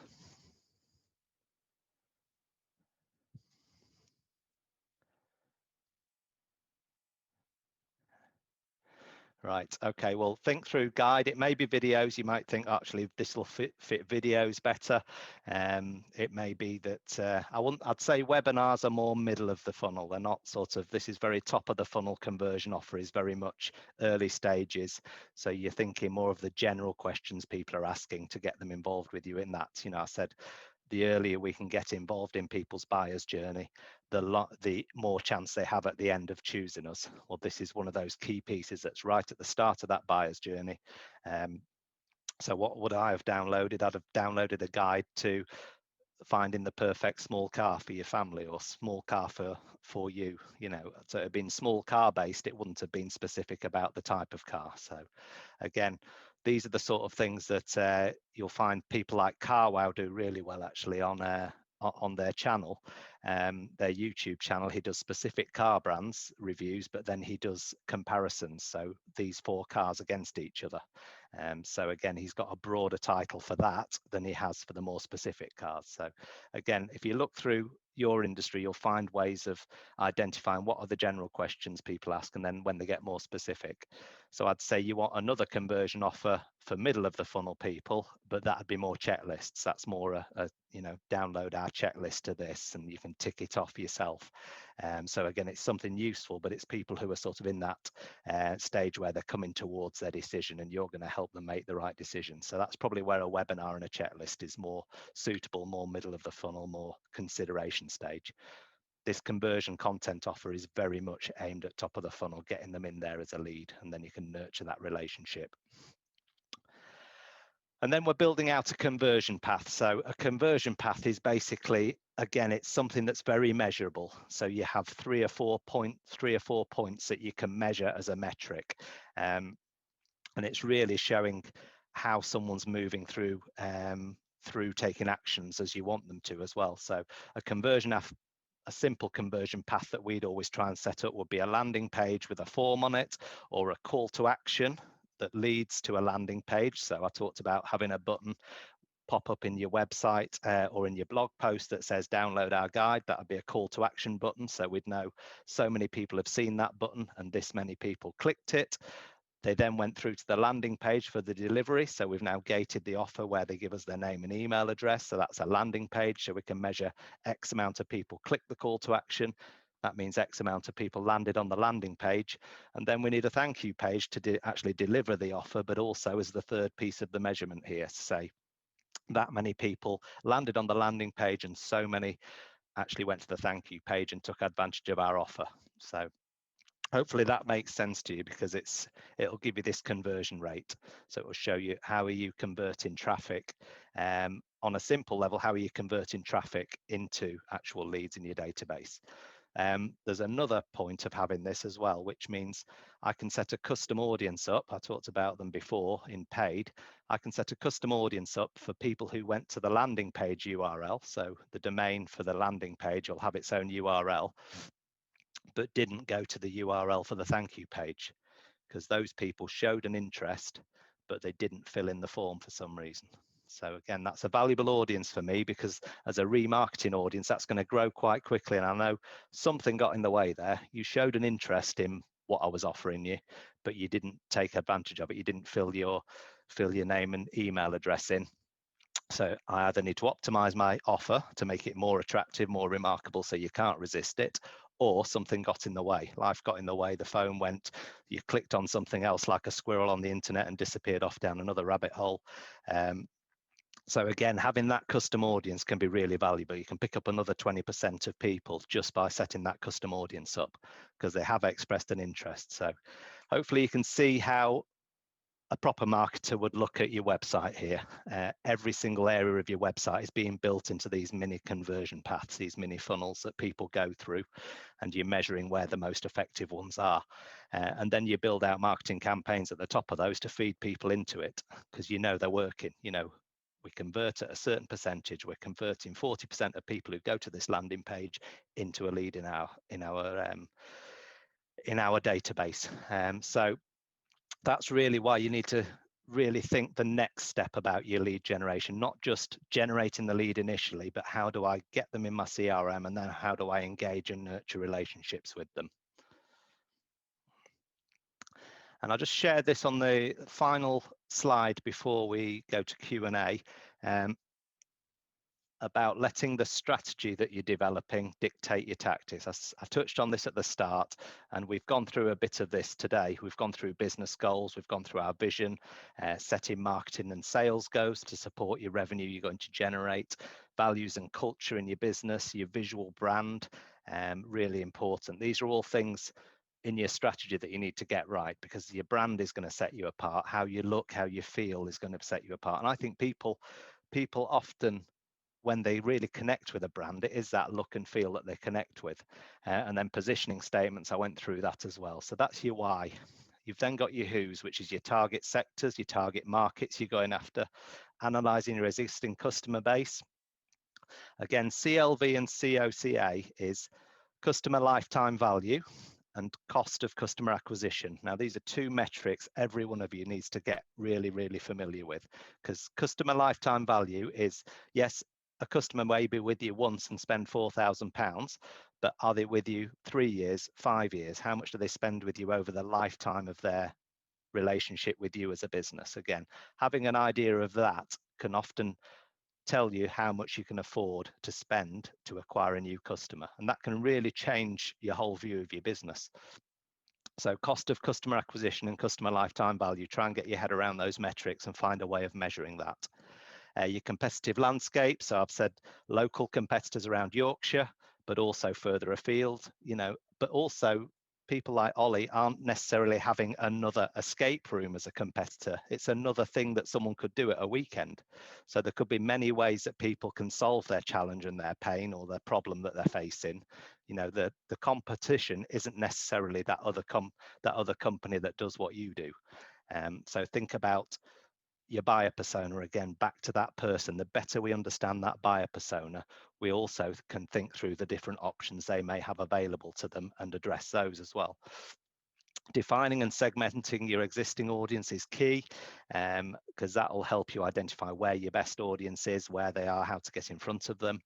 Buying cycles, so that buyer's journey, how long does your buying cycle take? You know, for Ollie, it may be a mum who goes online, finds him, books it straight away. The buying cycle's really short, whereas somebody else in B2B, you could have a 6-month buying cycle. So again, that really affects your lead generation, because you know the revenue isn't going to hit the bank for 6 months' time. So when I generate a lead, it often takes a lot longer, that buying cycle, to actually land them as revenue. And your buyer personas I've gone through quite a bit because I think it's vital, and it's talked about a lot at a high level, but people don't seem to get the depth that they need to go into with these buyer personas. So the deeper you understand your buyer, the more you'll position yourself in front of them.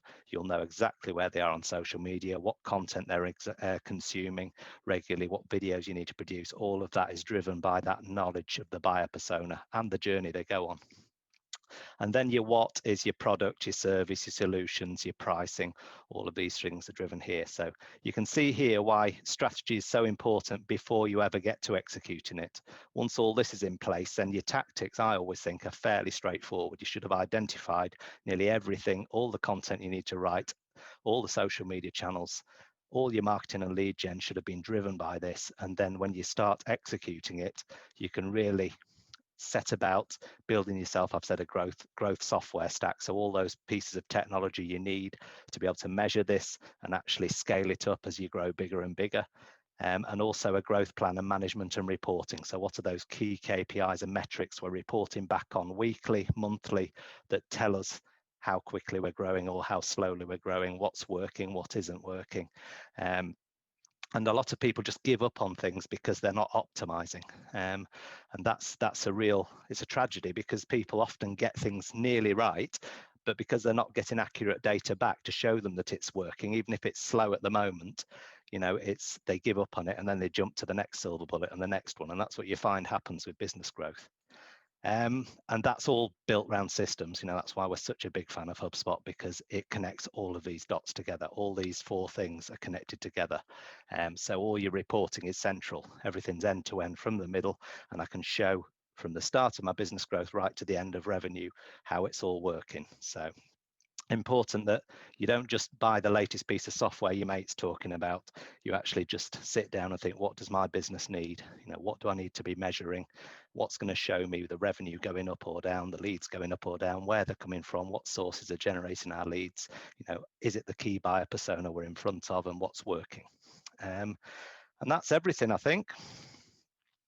The video masterclass I was going to share with you, if any of you use Bitly, I'm sure Michelle will send this link across to you as well in the follow-up with the slides and everything else I was going to share with you.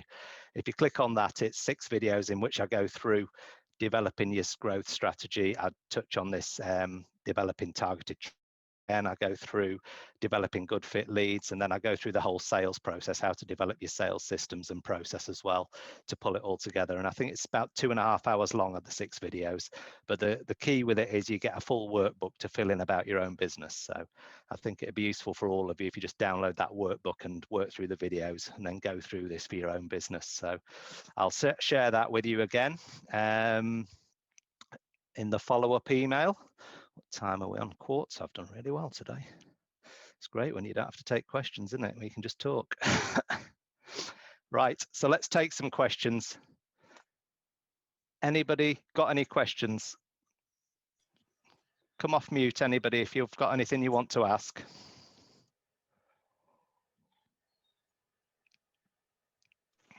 To kick things off, Richard, so yeah, LinkedIn, I mean, one of our big opportunities really, well, yeah, I say opportunities really in terms of a channel is LinkedIn. okay. So we've got a huge opportunity for team building. We do kind of bespoke face-to-face team building when we're allowed to again. So we can, the whole session, their escape room, is recorded. We've organised kind of bespoke team, almost like interview sessions. So let's say, Richard, you're looking for a sales manager, you've got 6 interviewees. We can put those 6 into an escape room. We can tailor the challenge to exactly what you want. You get to analyze a future sales manager before you commit to giving them 3 months probation. We then can turn that into a bit of a review and analysis. They take the recording away on a USB stick. So it's truly bespoke. I mean, Nationwide have now opted for a lot of their middle management to actually go through an escape room as part of their interview process as well. You can't rehearse or prescribe. So something that kind of bespoke, obviously, it's probably a huge opportunity product-wise for LinkedIn. Now, you talked about obviously the paid LinkedIn ads. Now, we do a lot of paid ads through Facebook and the like. Are we better off building, I think you mentioned, kind of organically trying to build a bit of a following for our page on LinkedIn before we go paid rather than going? Yeah. And I think you definitely need sector-specific campaigns for that as well. So if you know Nationwide banks, financial institutions are using it, then build out a campaign for those. Really understand who are the key decision makers in those businesses that you speak to, Ollie, because they're the ones you need to be in front of with your content. So so that's how I would do it. Very much a sort of an account-based marketing approach. This is my sector. These are all the companies in my sector. It doesn't matter who they work with now. You just say, right, these are the 50 or 60 companies within the sector that I need to be in front of. And within those companies, these are the personas who are usually making up the decision-making group. So it probably you'll have a champion within the company who's usually the guy who says, oh, this would be a great idea for us. And then you'll have the finance guy who's saying, oh, I've got to pay for this. What's it going to help us with?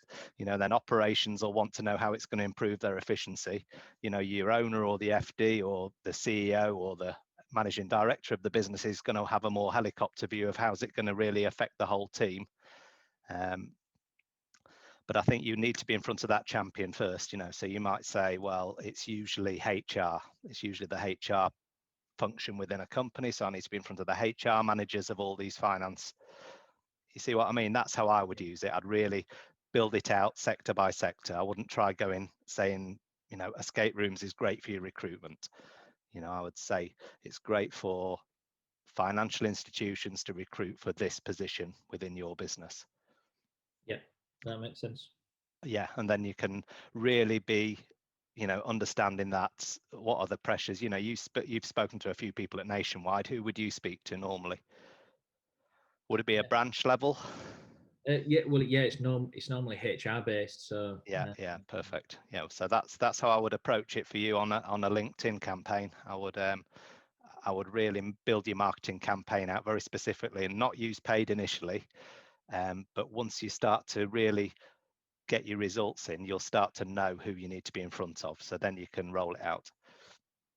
But you see, you're tied by geographic location as well, aren't you? So we were until COVID came along. So I mean, pre-COVID, we were all face-to-face team building. All the escape rooms were obviously physical. From the first lockdown, we launched our first online escape game. So we've now got 4. We've got 3 more being created at the moment. So we've kind of unplugged geographically for online, but obviously the most passionate part of our product is the delivering it face to face, where you can truly kind of uniquely, it's based on customer, profiles, facets, and exactly what they want. We can build it bespoke, but.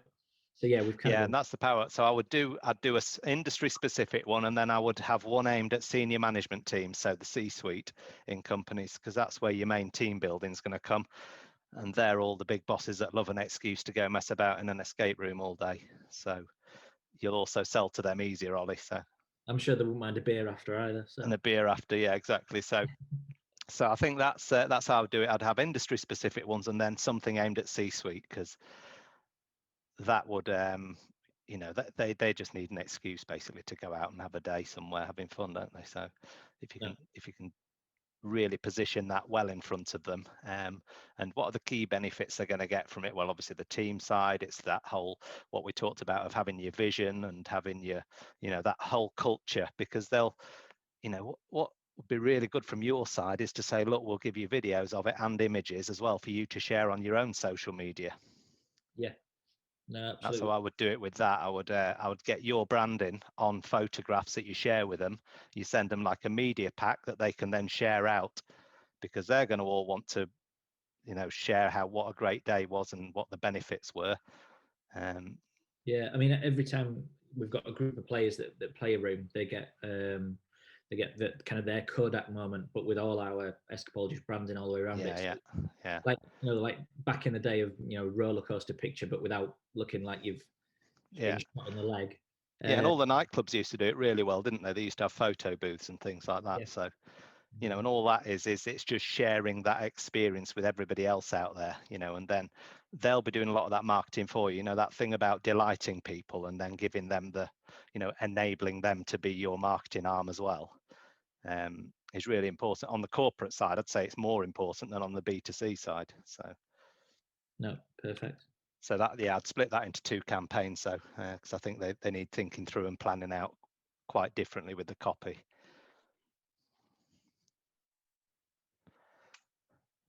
Yeah, brilliant, perfect. Okay. Anyone else? Excellent, thank you. Yeah, Kevin, what are you thinking about video? You're not going to open up some dodgy channel, are you? Are you coming off? It's an idea. I've got a few ideas now. Have you? Good. I'll touch base with Ollie and see if we can get some of our staff onto a team building exercise. So yeah, exactly. You two hook up and get yeah. But yeah, and videos on the waste side, as I say, I think you've got lots of scope there. But just think outside the box with it and think what questions you're asked, and is there a theme here that I can really hook into? Does that make sense? Yeah. You need to generate more digital leads. I think that's your shortcoming. You know now the restrictions you're under, but even when these restrictions are lifted, don't fall back into the "this is how we used to do it" mentality. Just always be thinking, what is the modern business? We're all busy people. Are we really going to read a leaflet now? Probably not. Yeah, I mean, what we do is we send the leaflet out, and then we have a sort of, when they've landed, we'll call within 2 or 3 days, so it's more of a warm lead. However, we are a little bit lacking in our inventiveness, I think, and I think the way I look at it is we're a bit like undertakers, and we're always going to be in work because everybody's got waste regardless. And to be honest, we haven't lost customers. We've put them on, we've suspended them. Yeah. Probably 20%. That's all down. So, and we're actually still getting sales coming in through our website and such like. So there's always going to be a need for collecting waste. That's one thing where we're quite safe. Unlike obviously in hospitality, and that I feel for them. Because the problem with there always being a need, Kevin, is that businesses get lazy. They stop thinking. They think, and that's where disruption comes from. And someone coming in your market and disrupts it, just grabs a market. Yeah, I mean, I have this conversation with my boss all the time about, in some respects, we have really, really big customers. £1 million to spend each year on waste, which blows my mind. Yeah. And then you've got the holiday let that's one little bin every 4 weeks. Yeah. So it's kind of waste is you can't. I think we look at it as waste is waste. They need a bin. Sell them a bin. But I'm trying. I think for me it's more about how can you do it smarter. Is there anything you like you mentioned the recycling and that and the that sort of pushing that credential that the green credentials are quite important. So we cater for all that sort of thing. But I am a pushy. I don't want to be pushy. It's like I do go on LinkedIn, but I'm not prolific on there. I don't really feel. You can't go on LinkedIn and say, "Do you need a bin?" Can you? Exactly, and that's what I mean. We have. If you're not pushy, then you need to just be sharing content that's helping people have the thought process themselves, and then they bounce back through you. And that's what you've got to do is just stimulate the conversation, Kevin. Don't think you're trying to sell anything at this stage. You just get in the conversation, kind of share value with them. You've got a lot of knowledge from your years with the business, and so if you pulled on the other people in the business, there's loads of knowledge there. Yeah. Well, I've been doing this job for not sales 15 years. So again, I've dealt with customers when I was a driver, and you kind of get a feel for what a customer wants. And when it comes to waste, it is kind of a service. It's more the service that they want, a regular, reliable service. So that's sort of what I push for. You know, and that, again, going back to that, I've just written it down. We're going to have to organise some sort of team building event when everything gets back to normal, because I think we have different departments, and I think sometimes we're all on different page, and that's one problem we could resolve by saying, right, we'll take some drivers, we'll take some managers, and we'll take some sales staff. We'll mix them all up. Yeah, and then tell that story. Use social media to tell that story as well, you know, because people connect with that. Yeah. And that goes back to that's what they want. They want a friendly service where people just help them. And, you know, that's what, if you position yourselves as that, there'll be amazing loyalty as well. Yeah. Yeah. Sorry, I'm not cutting you off, Kevin, but Rachel said that someone else wants to say something. Oh, no, it's Russell said. Who else wants to ask a question? Sorry. I'd like to ask a question. Hi, Elena. For me, I'm just a startup business. I haven't actually opened my business yet. I will do in a few weeks' time. I'm opening up a pottery painting studio. Painting a bit pot. like yeah, my background has always been in marketing. I've worked in marketing for 25 years, so I've jumped the fence. So you've seen it change quite a lot in those years then. Yeah, but I'm going to have a go at running my own business, which is totally new for me. And as much as I could spend all day doing this stuff, you know, I could spend all day marketing my business, but I have to do the day job. I'm going to be a one-man band. It is just me. So, you know, throughout the day I'm working. So the challenge for me is, how do I do this with the very limited amount of time that I'm going to have? What would you say is the key priority? You know, if I could sort of pick any one or two things to really focus in on. Because strategy, definitely strategy. And who's your target audience, and how are you going to generate leads in that target audience? Yeah, well, I think at the moment, because I've done quite a bit of sort of pre-launch research, if you like, and testing the market out, and it seems to be very much parents with junior school age children. So will it be husband or wife? It'll be wife usually then you'd speak to. When I sort of looked at the data, it's I don't know, something like 95% women that are engaging with me on social media. Right, so that's your low-hanging fruit, yeah. Yeah, and kids' birthday parties and things like that. I'm wanting, it's not necessarily where I want to be, but that's where the market seems to be at the moment. You know, I'd like to be able to do a lot of,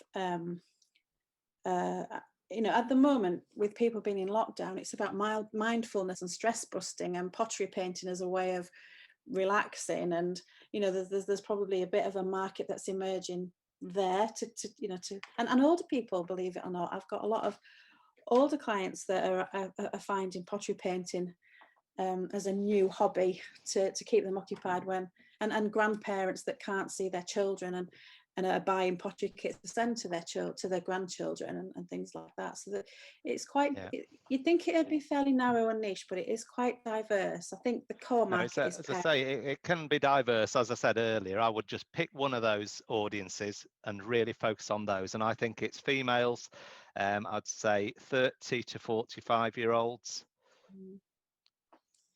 Geographically located around Selby, so Selby, within 20 miles of Selby. Yeah, because people are not going to travel, and there are lots of pottery painting studios around, so no one's going to travel any great distance. It is very, very focused on this location. Right, so you've got a really targeted audience there. They'll be on Facebook. Yeah. And you'll probably use Instagram a bit to share some of the some of the potteries. Yeah, I've got Instagram, I've got Facebook. That's all I've done. I've not even considered Twitter and LinkedIn. No, you don't need to waste time on that. Yeah, I've set up a Pinterest, but that's more about sharing techniques and examples, because a lot of people will say to me, oh, I can't do that, I'm not artistic, I'm not creative, I wouldn't know where to start. So that is right. So there's your first question. Where do I start? Right, so get a blog post written on where do you start with pottery painting. And actually I have lots of like tools that they can use, like stamps and transfers and sponges and things like that. You don't need to be able to paint. You can just actually do something fantastic with just those sorts of tools. So it's just Right. there's the tons and tons that's all going around in my head. There's so much that I can do, and there's so much I want to do. But I think with the limited time I've got, I need to just really, really focus in on something, you know, specific to make best use of the time I have. Maybe an hour on a morning before I go to work, and an hour on an evening. Right. So what if I can't paint or I'm not artistic? Right. So I want you to produce a where do I start video and write a blog post on where do I start. What tools can I use to get started? And what if I can't paint? Yeah. No, that's a problem. That's a problem. There's tools there. You've got 3 pieces of content there that will generate your leads. I can guarantee it. And do a video for each of them, where you sit just in front of a camera, even a smartphone, and just talk through each of those topics. Share them on Facebook. Put them up on Instagram. So you have to keep them to a certain time on Instagram. Is it 2 minutes or 1 minute? Might be a minute. The video on Instagram. But they're buying into you here, Elena, remember, and you're helping them to realize what they're doing. So you've got to get your personality across, and you be sharing here, but then have links through to the website. And then you need a guide. You need to produce some sort of guide that they can download on the website. So something simple, start with a 10-page guide on pottery painting, all branded up with your, so that's where your effort's got to go. You know your persona, you know who you're aiming at. So think of her. What's her name then? Let's call her Mother Mary.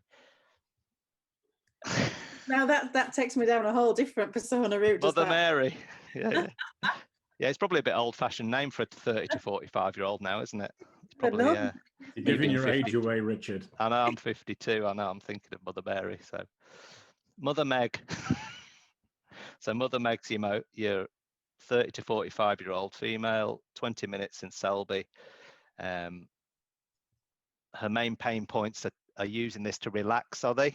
Is she creative? Is she looking to relax? Is it stress busting, like you said? Is it like meditation and mindfulness? Things. It's keeping the kids entertained, especially at the moment when they're trying to do homeschooling and stuff. So there's one part of it which is paint at home, and the other part is bring them into the studio.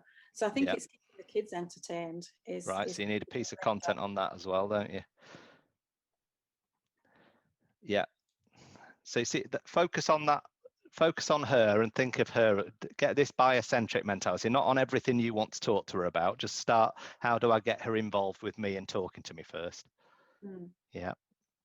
After that, you can then go into the other areas. I think you just, what you're trying to do is overwhelm yourself with too many markets, which is because you've been a marketer for so many years. That's what we think. But the more you can zero in on that one person and how you can help her, then your messaging will become a lot simpler and the content you produce will become simpler. And then you build other campaigns out later, but until you're dominating that one and you think I can really, that's who I'm aiming for. Yeah, that'd be my advice. That's really good advice. Just sort of focusing on that one. Yeah, because otherwise you'd be going to Twitter and LinkedIn and getting no results. You'd be going to Pinterest getting no results. At the moment you need to get leads in your database. So keep your focus on Facebook and Instagram. Facebook for the engagement with people, and Instagram for showing the end results. Yeah. And Facebook Instagram's owned by Facebook. So when you come to doing paid ads in the future, all your data's in one platform as well. So yeah. You can probably build, well, no, I won't go into custom audiences yet. Just leave it where we are. Keep it simple to start with.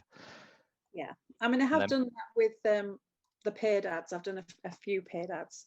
With success, I've got to say, within Facebook, and looked at, you can do this organically with video, and honestly with video and images, it's a real image-based business, yours. So now I'm going to have to do videos. I've shied away from it because I just, the thought of actually filming myself fills me with absolute dread. It makes me feel sick, the thought of having to talk to a camera. I mean, this is bad enough.